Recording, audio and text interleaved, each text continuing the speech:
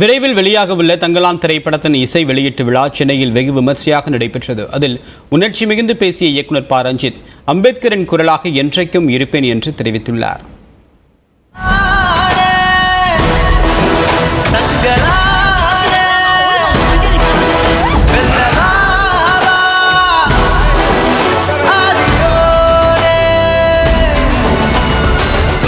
நடிப்பில் இயக்குனர் ப. ரஞ்சித் இயக்கத்தில் உருவாகியுள்ள தங்கலான் படத்தின் இசை வெளியீட்டு விழா சென்னையில் நடைபெற்றது. விழாவில் விக்ரம், பார்வதி, மாளவிகா மோகன், பசுபதி, ஜி.வி. பிரகாஷ் உட்பட படத்தின் நடிகர்கள், கலைஞர்கள் பங்கேற்றனர். நடன இயக்குனர் சாண்டியுடன் நடிகை பார்வதி, ப. ரஞ்சித்தின் மனைவி அனிதா உள்ளிட்டோர் மினுக்கி மினுக்கி பாடலுக்கு நடனமாடி கலகலப்பூட்டினர்.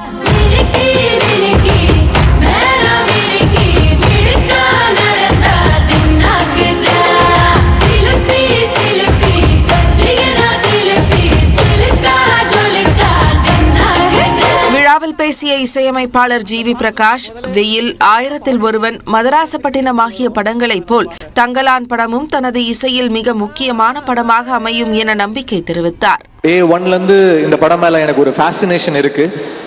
சில படங்கள்ல தான் நமக்கு அந்த வாய்ப்பு கிடைக்கும். இப்போ ஆயிரத்தில் ஒருவன்ல எனக்கு கிடைச்சது, மதராசப்பட்டினம்ல கிடைச்சது, அது மாதிரி வெயில், அந்த மாதிரி சில படங்கள் வந்து அமையும். அசூரன், அந்த மாதிரி ஐ ஃபீல் தங்கலான் வந்து எனக்கு அப்படி ஒரு படமா இருக்கும், எங்க எல்லாருக்கும் அப்படி ஒரு படமா இருக்கும் நான் நம்புறேன். விழாவில் நடிகைகள் பார்வதி மற்றும் மாளவிகா இணைந்து சிலம்பம் சுற்றி அசத்தினர்.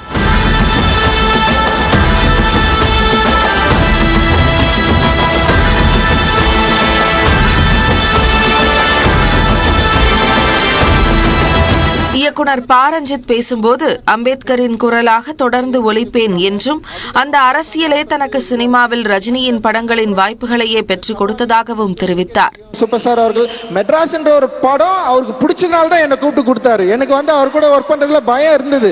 பட் ஆனால் வந்து அவருக்கு மெட்ராஸ் ரொம்ப பிடிக்கும், என்னுடைய அரசியல் ரொம்ப பிடிக்கும். அப்படிதான் எனக்கு வந்து கபாலி கொடுத்தாரு. கபாலி வெற்றி அடைஞ்சதுனால தான் வந்து காலான்ற ஒரு படத்தை வந்து கொடுத்தாரு. பாதிக்கப்பட்ட மக்கள் குறித்த குறிப்புகள் இடம்பெறாமல் நமது வரலாறே ஒரு பக்க சார்பாக இருப்பதாகவும், தனது படங்களின் மூலம் அந்த அரசியலை தொடர்ந்து பேசப் போவதாகவும் ப. ரஞ்சித் தெரிவித்தார். நடிகர் விக்ரம் பேசும்போது, தனது வாழ்க்கையில் சந்தித்த சோகமான சம்பவங்களை பகிர்ந்து கொண்டு, ஒரு கனவை நோக்கி நமது சிந்தனை இருந்தால் அதை நிச்சயம் அடைய முடியும் என்றார். ஒரு முறை ஐஐடியில் பிளாக் காமெடின்னு அதில் நான் கதாநாயகனை நடித்தேன். எனக்கு பெஸ்ட் ஆக்டர் கிடைச்சி, அன்னைக்கு எனக்கு ஆக்சிடென்ட்டாக என் காலை உடைச்சேன். தங்கலான் மாதிரியே கால் உடஞ்சி காலை வெட்டணும்னு சொன்னாங்க. அதுக்கப்புறம் ஹாஸ்பிட்டல் போயிட்டு 3 வருஷம் ஹாஸ்பிட்டல் பெட்லேயே கடந்த 3 வருஷம், 23 சர்ஜரி.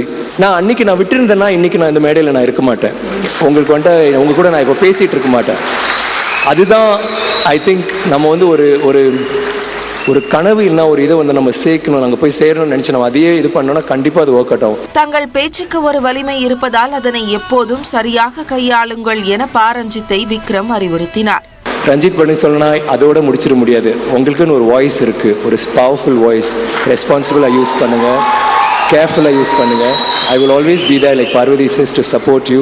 தான் மற்ற படங்களில் செலுத்திய உழைப்பை விட தங்கலான் படத்தில் செலுத்திய உழைப்பு பல மடங்கு அதிகம் என்று விக்ரம் கூறினார். ஆகஸ்ட் 15ஆம் தேதி தங்கலான் திரைப்படம் திரையரங்குகளில் வெளியாகிறது.